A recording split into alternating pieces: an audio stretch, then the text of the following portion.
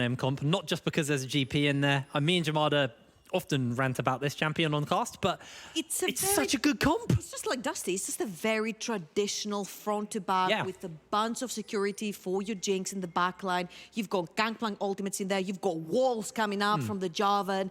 If they manage to slip into the back line, you've got Leona, you've got Vex fearing. You've got so much peeling and help and security for your Jinx that it's going to be up to Vanir's playmaking to find the right flanks. But I also like, yes, it's very front to back in that sense, but also I do like the desk kit on in the sense that it's also fairly flexible, if that makes sense. Like you have traditional front to back, but you also have, you know, things like the Vex and the Jarvan. You can jump into wherever they really please, depending on, you know, whoever Royal Cannon hits with the Shadow Surge. So I really like what MNM have got here. There's a lot of synergy within this team. Team fighting itself is going to be really nice. I think laning phase as well is going to be really interesting, at least from the top side. Royal Cannon and Canna, that's going to be a really horrible lane. Also here to lane into. Before we continue, I just want to give props to the art from the set of MNM. Oh! Because these look sick and they have little marshmallows on them. That is adorable. I didn't see the little shoulder marshmallows. Yeah, they all have a marshmallow. I was about to say, yeah, of course they've got the team logo on their jersey, but I didn't see the little one. Oh, Dr. Chaos is so happy. Sorry I took you out of game. No, look at that smiley mushroom. Not mushroom. Marshmallow. Marshmallow. Close enough. I mean, they're very different. I like marshmallows. They're very squishy. Oh, God, I hate mushrooms so much. Oh, they're disgusting. All right, let's go back. Let's bring it back. I'm going to loop us back. I'm looping. Bring it back. I didn't know Vanir were all mannequins. That's cool. I'm looping us back. Right. All right, let's go back to normal. I love your point. I think these both teams are playing massively around their mid-jungle synergy, right? Yeah. Because on one side, you've got one of the best skirmishing duos in the game into Viego and Syndra. It used to be Rek'Sai Syndra a few seasons back. Now with Viego being added into the mix, he's a very strong dueler and he does really well when facilitated for and when you set up a lot of these kills, especially if Syndra hits the Scat of the Week. On the other side, the all-in potential by a Vex Jarvan is deadly. Oh, poor Sahira. Does get a nice amount of damage actually with the minions onto Royal Cannon. Honestly, there's not a single game that Sahira has not gotten level 2 ganked. At this point, he must just know it deep inside of him that he's getting level 2 ganked every single game. And he has been an absolute boss at evading most of them. Yep. He managed to evade a Fear knockup by Royal Cannon right there. Doesn't even pull his flash. That's a big success for Sahira. And of course, Noodle, who manages to pull massively ahead on his first jungle clear. I think Nilly, it's going to be, you know, it's just going to be farming. I don't think there's really much you're going to be able to achieve up here. Dr. Chaos has now decided that mid lane is up for target. Royal Cannon actually gets that personal space shield pop fairly easily. Looks for the Q, but here comes Chaos. He flashes forward. He misses the Zenith Blade. It's so sad as Noodle is looking for Babisa. Babisa flashes forward, gets the trial by fire. The movement speed is there. Backup is on the way. Can Kana come in and save the day? The flash over the wall. Babisa able to survive for just a little bit longer, but Noodle will answer back out here. Kana going to try and turn this one around. Noodle can steal the form for health if he needs it, as here comes Dr. Chaos. They find the knockup. Now he's got the barrels to work with. He's going to have to flash away as Dr. Chaos is sliding in. Noodle has nowhere to go. He does have the orange though, because he's a GP. He's going to lose the form too early, and Chaos will take him down. Honestly, props to Dr. Chaos. He went from bot to mid to top to assist every single lane within the span of 4 just minutes into the game. And again, we mentioned how Noodle had already speed cleared his entire jungle due to the gank that Kana put up in the mid lane. Babisa, great evasion skills right there, getting away from Nille and Noodle. It's not enough, but again, look at your minimaps. Look where Dr. Chaos is. He's roamed all the way to the top side of the map, whilst his ADC is safe, whilst his mid lane is safe. So all in all, MNM again, they're playing their waves so perfectly, allowing for Dr. Chaos to pull out these assists on the map. Babisa will TP back into his lane, and honestly, that was a pretty favorable trade. Yeah. The side of MNM. Let's go Red Buff Leona. See what Dr. Chaos can do with it. Probably not all that much, but has been able to help out the team massively here as Kevo able to dodge away from Mishigu. Let's talk a little bit about this bot lane. What do you make of this? We talked a little bit about the mid and the jungle stuff, but we haven't really hit on bot lane. Obviously, Dr. Chaos has been absent for a little while, but how does this lane go?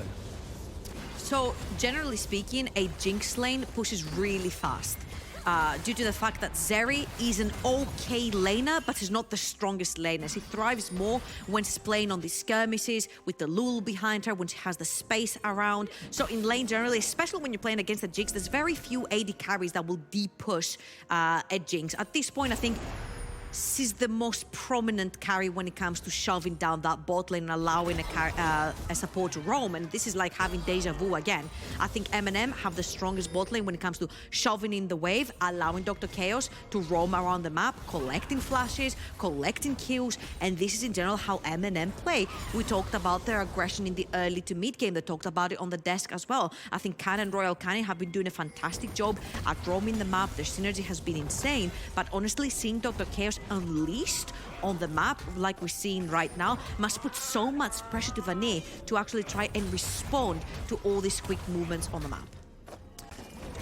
Absolutely. Well, I was seeing Noodle potentially set up for a dive here. It's going to actually go Very for the nice full cover. reset. Yeah. I I think, yeah, with the fact that there was potential that Kana could have come over, the wave took a little bit longer to push in than they expected, and Babisa now got that level 6 mark, means actually a little bit harder once you've got the Cannon Barrage slows to work with. It's also really well covered by the sort of Kana. He knows that Babisa does not have teleport. Does he die there? He's losing a lot of experience and gold, which is very, very valuable onto your gangplank that can potentially one-shot the backline later on in the stages of the game. And talking about later on in the stages of the game, we'll go back to your initial point. I mess with this MNM draft. Front to back is insane. If you want to engage, you have the potential. If you want to disengage, you have the potential. You want to protect the Jinx, you've got every tool in your toolbox to do so. Yeah. From stuns to CC, to everything from Dr. Chaos, to a bunch of control on the board, and Fierce on Royal Canin, to kind of literally building up walls around enemy carries, and of course Babista with the massive zoning, with the barrels and the ultimate. I think this Jinx, I think Mishigu, completely untouched. Instant cleanse from Kevo, really lovely stuff, able to dodge away. Lots of movement on speed on that champion, so it's quite hard to actually deal with Zeri, but there we go. Dragon number 1 over to the side of Vanir. Okay, so I wasn't paying attention exactly how Vanir were able to slip under the radar and sneak the dragon, because this should never happen in no circumstances. With the push that you have on Mishigu, with the fact that Dr. Chaos was in lane and they could also actually push their advantages, with Royal Canin in the mid lane, I think Kana should have probably been a little bit more proactive. I think it's kind of actually being a step behind Noodle. Yeah. Was a little bit slow to that top lane. Noodle moved on, kind of made sure that Babista was safe before moving on. So at the moment, it feels like kind of just like one step behind his opponent in Noodle. But we are seeing now MNM shift multiple members up to the other objective, because there's no point trying to send everyone bot side now, because that dragon is gone. But you can also see the Vanir are bringing people up. So we might be in for a 5-on-5. Ultimates are aplenty here for everybody. Actually, I think we've got pretty much... If you go through that choke point, Vanir are kind of screwed. Royal Canin has his passive available. This could be really messy. That Cannon Barrage is going to be absolutely crucial here. Here we go. Nilly puts down the Ornhorn. Only lands to knock up onto 1. And in jumps Dr. Chaos. They find themselves a kill onto Tahira already. He jumps in. Noodle going oh so low. He's feared. He's running. He's taken down by the Mistral Bolt as Nilly now slowed up. Michigu's trying to find a little bit of additional damage as Kevo able to just about speed away to safety. It's a jungler for mid and jungle. MNM come out on top, but they wanted more from that. Oh my god, I think Royal Canin's ultimate missing right there was so crucial for Vanir to not get wiped out, because had that actually hit someone, I think Vanir would have completely been taken off the board. Again, that's a very nice flank from Nile, but you cannot walk through that choke point where there's so much CC. And again, eyes on Royal Canin's ultimate goes quite wide because of Noodle's ultimate right there. Had it been hit again, he would have the reset up on reset up on reset. That would have been nice. And look how low Vanir is. I think that Vex would have been able to completely wipe them off the board. All in all, though, it is a favorable trade for them in that particular choke point. And what? I was about to say they must take the Rift Herald as well with the members remaining, but again, Vanir, first in the play, the Dragon, and then the Rift Herald. I feel like MNM are a bit too slow to react. Vanir are sneaking neutral objectives underneath their noses. They have push in every single lane. They're winning every single lane, yet when it comes to setting up that control vision and pushing their advantages through their lanes, they're kind of lacking on momentum. I guess they were just worried because Kana was dead, but they didn't have that smite and the Rift Herald could be stolen. That's the only thing I can really think of what would happen there. Because it is a bit weird that they just gave up a Rift Herald. And like you said, Vanir have been able to now sneak 2 neutral objectives. They can look to try and push some plates and get some additional gold on the team because they are behind 2,000 gold here to the side of MNM. So MNM up in gold, but down in neutral objectives. So I want to see MNM push this advantage they've got. As Kevo has to be a little bit careful, taking up a lot of damage from Mishigu. And look who's coming. The squad are here. And Kevo's just going to have to back off. Royal Canin will have his passive up available in just a bit, but he doesn't have his ultimate to connect it, so they're just going to back off. And again, you Almost see got it. The push in the mid lane, the push in the bot lane. They're getting free turret platings onto Mishigu because of the threat of that dive. Now that the mid lane is being depushed, Royal Canin is going to go straight back into his mid lane. And again, think about it as you're trying to contest for all these neutral objectives. Yeah. Since you have 3 pushing lanes for the side of MNM, you should always, always, always have vision in that river, meaning that every time Vanir tried to get through a choke point, you've got Gangplank ult, you've got Vex ult, you've got Leona ult. No one should get away alive trying to walk in the river. The big thing as well is now that they took this 2 plates bot lane, Rift Herald has to be way more effective than just 2 plates for Noodle. Otherwise, it feels like they didn't really gain anything off the back of it. So we want to see what Noodle's going to do with it. Maybe setting up for something onto Sahira, maybe just worried that Kana's about. But it looks like the rotation is just bot lane, bot lane, bot lane. Yep. They know Babista's fine in top lane. It's GP versus Ornn. He's not going down without additional help. And I feel like Noodle probably doesn't want to camp the Ornn at this point. You think this is a 4-man dive bot lane, but I'm going to pull a Joker card out my sleeve and I'm going to tell you Cannon Barrage from Babista. Of course. It's a 4.5 versus 4 in the bot lane. And every single time, Vanir are so threatened out of this that they have to rotate both Noodle and Sahira. Noodle and Sahira have to play constantly towards the bot side of the map, while Mishigu is cashing in on plates. And the problem here is that Noodle has a Rift Herald in his pocket. 10 seconds, they must pop it mid lane, create a point of pressure onto that lane, and then move straight into the bot side river. That will be the call, because Nila has also started walking down the river. They've got the call of the Forge God. There's the ultimate. Royal Cannon's out of the fight. He does have a potion teleport, so he's trying to heal up, but yeah, looking to maybe go for a teleport. They've actually just turned their attention towards the dragon. It was a ruse all along, Trouble. Vanir playing fantastic around these objectives. And it looks like that's just going to be it. Dragon secured. MNM just going to give it up. Rift Herald still not been used by Noodle. And Royal Cannon's going to be back in mid lane in time, or can teleport if needs be. So the ping's going down. They might actually still look to try and force the plates. They got a minute until they fall off. They're gonna catch them onto the rotation right now. This is a cannon wave pushing. They have 4 members around the mid lane. If they pop the Rift Herald right here, they can cash in and put some money into Sahira's pocket as well. They're going to decline that. There's not a lot of time left. There's less than a quarter, and Noodle is sprinting for his red buff. I'm wondering if this is going to be a last-minute desperation play, because Dr. Chaos has read it. He's roamed all the way mid lane. Noodle has to pop it down mid lane, which means if the Javan is around, if the Leona is around, it's instantly going to get declined from Sahira. Well, Noodle will now show himself with the Shroud. Nice. And it actually looks like they're just going to go for Nilly instead. Hit by the barrel, flashing forward. The trial by fire's on, and that is going to be a kill. Kana able to find it. As MNM get himself the kill in the top lane, but at the cost of losing a couple of plates here in the mid. It shouldn't really result in anything else. It's just a bit of gold, but I actually don't think this Rift Herald was used all that effectively by Vanir. It wasn't very worth, because when MNM were over the rotation, Noodle speedrun his red buff. Yeah. This means they lost their opening to take more than 2 turret platings that the Rift Herald should give you. Whilst if you look in the bot lane, there were only 2 turret plates remaining on the bot side tower.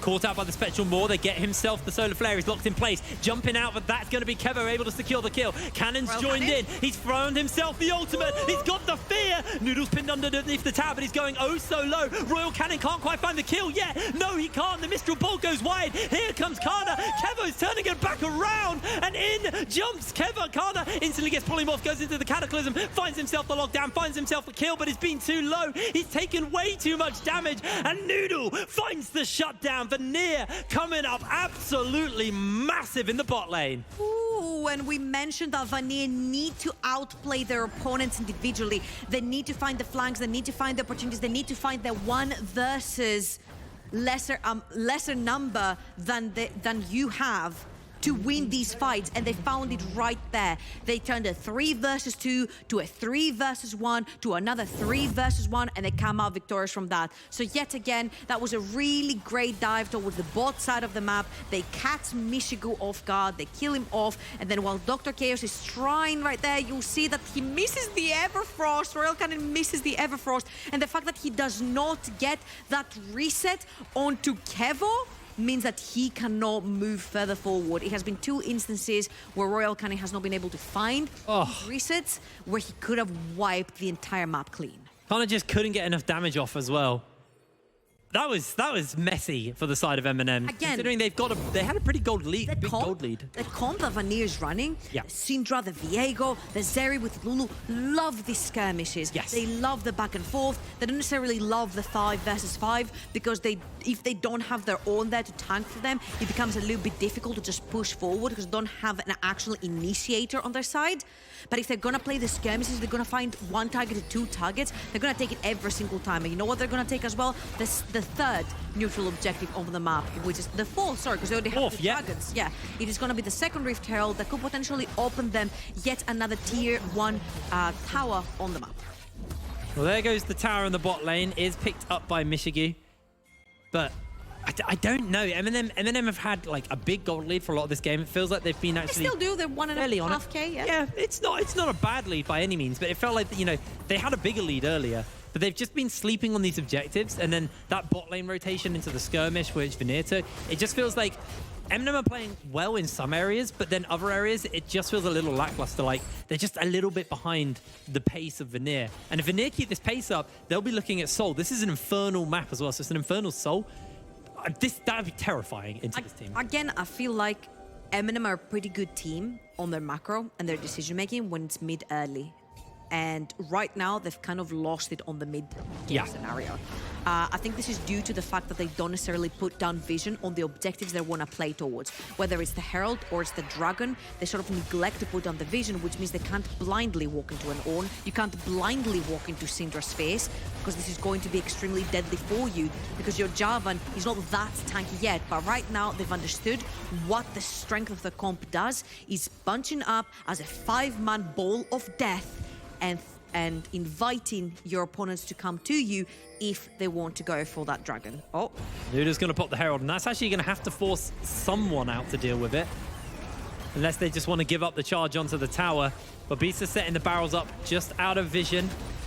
Gonna hit the free chain actually onto Noodle. It's only a little bit of chunk, but actually jumping in with the ultimate. Instantly, Royal Cannon is blown up and Kana jumps in alone. Here's the Ornn Horn, here's the knock-up, here's the turnaround. But Beast on his lonesome. Kevo is gonna run him down, and MNM just like that lose 3 members. Michigu's been caught sleeping, and Kevo's gonna be able to run him through. A double kill for Kevo. MNM just look scattered. They look lost in that fight. And that was the crucial word. Scattered. They don't want to play the straight up 5v5. At the start of the game, we said it's all going to be about mid-jungle synergy for MNM. Kana and Royal Cannon. Well, guess what? I don't see the synergy at all in all these team fights. You've got the perfect team fight scenario. They're not using their tools properly to engage as a 5-man. I get it that Cannon sees the opening right there on Noodle, but he gets jumped on instantly. There's no stopwatch to keep him alive. And once everyone focuses away from Kevo, we mentioned Zeri, she just wants to be alone to run around the map, especially when there's no frontliner, because they've all dived in and they've all died. Kevo just gets to free reign the entire map. There's so much crowd control. You can't jump in alone because you just get chained, CC'd, can't move dead. That's literally what it's like jumping in alone to this Vanir comp. It's hard for MNM here. It's become really difficult because that Zeri has snowballed out of control. Yeah. 5, 1, and 3. 2 items into the bag. Yeah. This is going to be shredding through tanks at this point who have not yet had the chance to build items. I'm looking at you, Javan the fourth. I'm looking at you, Leona, because these are the only two tanks that are going to be in the front line. Leona as a support doesn't have the same cash income, which means it's going to be even squishier than the Javan. The Javan doesn't have the Sterak's up yet, which means she's going to be even squishier and even more susceptible to dying. Again, MNM need to get their stuff together. They need to make sure they're diving in all at the same time, or at least bunching up as a ball to protect the Jinx. Because twice now, Mishigu has been left completely alone, and Kevo loves isolated targets on this. Absolutely. And I think that's the weakness, is you can jump in with the MNM tank, team. by the way. Doesn't mean you have to. Yeah, Kana's, I mean, you say tank, I say one item. That's a one-item Jarvan, Okay, let's be real. that is your tank in your team. I'll put it into quote unquote tank. Yeah. It's going to be a hard one to hear for them now. Royal Cannon needs to be a little less itchy on that trigger finger. Yes, he landed the ultimate. That doesn't mean you have to take it. Sometimes it's just best just you know what? be okay, but the Spectrum Ward's going to connect and Royal Cannon's going to lose his entire health bar, flashing away, taken down. They're going to jump in, and Noodle has the invincibility. It's already 2 kills for the side of Vanir, and Dr. Chaos is being chased underneath the tower. The slow's going to connect, but they are able to get away. That was so well played by Noodle. Honestly, the second the passive is used for the side of Royal Cannon, you don't have any crowd control, you don't have nothing to protect you. Kana cannot dive in to save you because you're in a numbers disadvantage. Dr. Chaos can't do that either. They end up losing both the mid and the jungle from the side of MNM. And Vanir, we mentioned how they have to outplay MNM in the details. They've done this so far. They've split them apart, and you can call it overextending from the side of MNM. You can call it not coordinating properly with the team fight composition that they have to play as a 5-man. Sure, but Vanir have been so good at capitalizing on every single mistake thrown at them and snowballing ahead. And it's off the back of Noodle. Noodle has been playing incredibly well. Yes, Kevo has a flashy KDA and has been picking up a lot of fights, but Noodle has been so active on the map to enable the team to get to this level. 100% kill participation, and actually Noodle is one of the highest kill participation percentage contenders in NLC overall. Yeah, and you can see, he's the Viking of Vanir. Yeah, I mean, a bit of a funny one when Viking had a pretty good game, but I wouldn't say like a carry game last game. But yeah, I get the point at the least. But yeah, no, I think this is kind of a display of what Kevo does. Noodle does when he's, active on the map, when he is this high kill participation jungler. All of his lanes are enabled. Yeah, Nilly's not enabled, but he just has to press R. That's his job. And he's accepted that because he picked Ornn into GP. But Kevo, he has been heavily enabled here. Zahira, we were worried about playing Syndra into a Vex Jarvan lane. It's Vex Jarvan jungle duo. Managed to evade every single gank thrown his way. Dr. Chaos went mid, Kana went mid, Royal Cannon tried to kill him, nothing worked. And at this point, they're trying to pull the flank for the side of MNM. At this point, you're 3,000 gold behind. Yes, it's not much, but you need to make sure that the next time you pull the trigger, it actually works. And they need to pull the trigger pretty quickly, because in 50 seconds time, this is going to be Infernal Soul for the side of Vanir, which means that if the scare misses they've been pulling on you, they're going to be doing that much more pop damage. And look at that, 42 seconds, Dragon's coming up, action will be breaking out. MNM cannot give this up. I genuinely think Infernal Soul is just, that's it, the final nail for MNM. Vanir are already far enough ahead. They've already got the item leads. They've got the ornaments as well coming through onto the side of these Vanir members. So not only have they got item leads as it is, they've then kind of got that extra half item of stats just being given to them for free. They need to make this work as the barrel comes in. There's the call of the Forge God. Gonna miss as Chaos flashes out of it. But Babista heavily chunked and has to burn his summoner spell. Still has the Cannon Barrage available. Has teleport to rejoin into the my action. god, Royal Cannon!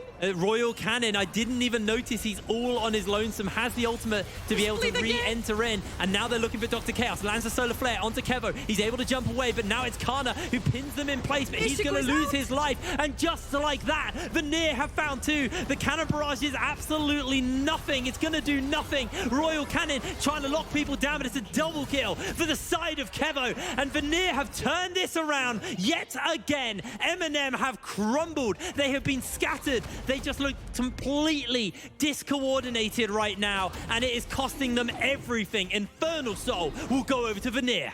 We mentioned every single time, MNM have to attack as a one-man unit. You either attack as a one-man unit or you defend as a one-man unit. They try to attack from 3 different directions. And Vanir, yet again, they love to skirmish. They have skirmishing champions. Viego will one-on-one you. Kevo on that Zeri will want to 1v1 you as well. And here you see, you might be wondering why Royal Cannon walks so far out. That's because they don't have vision. They don't know if they're still chasing Royal Cannon towards the top side of the map or they're gonna turn around. MNM are trying to pull the trigger. Royal Cannon is too far out. By the time he's in, Kana has died. Michigu is out of the picture. Yep. There's just no coordination right there. And again, it all goes down to vision and that last desperation play, because as you mentioned, a Syndra with Infernal Soul, a Zeri with Infernal Soul, where they can proc it as well from so far away. It's going to be so much damage going over towards the MNM members, and most of them are extremely squishy. Yeah, it's a rough one here for the side of MNM. I really loved this comp, and they had an amazing early game, but like you said, mid-game, it just felt like they fell apart. I think, you know, Kana didn't do a particularly amazing job of keeping up with Noodle on the map, and Noodle has just been able to enable this team. And now it's at the point where it's just in Kevo's hands. If Kevo doesn't miss position, which he hasn't done so far, I genuinely don't see a window for MNM to come back. And every time Kevo seems like he's on his own, there's always 1 or 2 people just sitting out of vision, ready to come and turn whatever happens to him. Let's say it as it is. If we take from lane to lane and what these champions provide for their team, you will see that at this point, Royal Cannon has fallen off. He's gone more for the anti-shield / I'm gonna pin you down build, not the pop build, because he can't do that anymore. He's fallen behind, and... What is Kana doing? Well, I think this might just be Babista losing his life, potentially, although they do use a lot to keep him alive. Barrel's not gonna come out from Babista.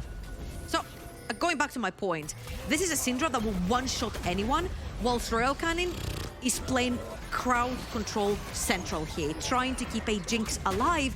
That is not even fair at this point. It's 2.5 items Jinx. This is not there yet, trying to put down the damage. You don't have a steroid support to boost you up like the Lulu. All you have is a bit of CC. Kana! Get out of the bush, bro! What are you doing? Oh, I see what he's doing. Okay. He's camping for the Hail Mary play. 25 seconds for the Baron. I'm starting to like the play from Kana right here, because if he manages to sneak away the Baron, this could potentially give a second life to MNM. Okay. I see it. You know what, Hiprin? I see it. I agree. He's been there for 5 minutes. They don't have any vision of the Baron, so it's a complete guessing game whether or not he goes in. Or even if they start it, yes, Michigu can maybe get vision. They do now. They're showing Kevo in the mid lane. They do now. Okay, so now they're moving over. So, MNM are going to be aware of this. Michigu and Royal Cannon have to move a little bit forward. They have to drop their far side alteration, I think it's called, into the pit. They're going to see him. He's wasted all that time. Flag and drag flash. Flag and drag flash. Flag and drag flash. There's a blast cone. I believe. Flag and drag flash. They need to check it out. The cannon barrage is actually going to provide vision. Noodle's going to take a lot of damage from the Baron here at the back of the pit. He's going so low. Kana's coming in. He's got the flag. He's got the drag. He's got the blast cone. He's going to flash in. He's going to... Oh, he's not going to steal it. It's Sahira who secures the Baron. And just like that, they find their kill. They find their Baron. MNM, so much time wasted in a bush, and they get nothing. You know what? I'll commend him for the play. I have to. They went... We talked about this. He went for the Hail Mary. That was the only way they could potentially stall the game from ending, and it just didn't go their way. That was the last chance they had. Nile stopping all the backs as well. Only Michigu is back in base defense. It's not going to be enough because you're versus 4 members. They're teleporting in. They've got to make this work. Michigu's trying to dodge away. Tower number 1 is going to go down. Babista is half HP. Solar Flare onto a couple of members, but they don't have any follow-up to work with. Kana's back alive. They've still got this tower. They have ultimates available, but the cannon barrage isn't available. The cataclysm isn't available. Kevo gets chunked, and in they jump. Kevo with a flash, pops the ultimate to keep himself alive, and that's going to be a kill. Onto Noodle for now, but look at the damage coming in from Kevo. He is ripping through everybody. Underneath the tower he goes. Chaos is trying to lock him in place, but the shielding, the healing is just way too much. Vanir coming up absolutely massive, and they will be able to take this game. Only Cannon, only Babista left. The health bars are low, but they're not low enough. There is no miracle here for the side of MNM. 29 minutes on the clock, and Vanir squash MNM. Vanir once again solidifying themselves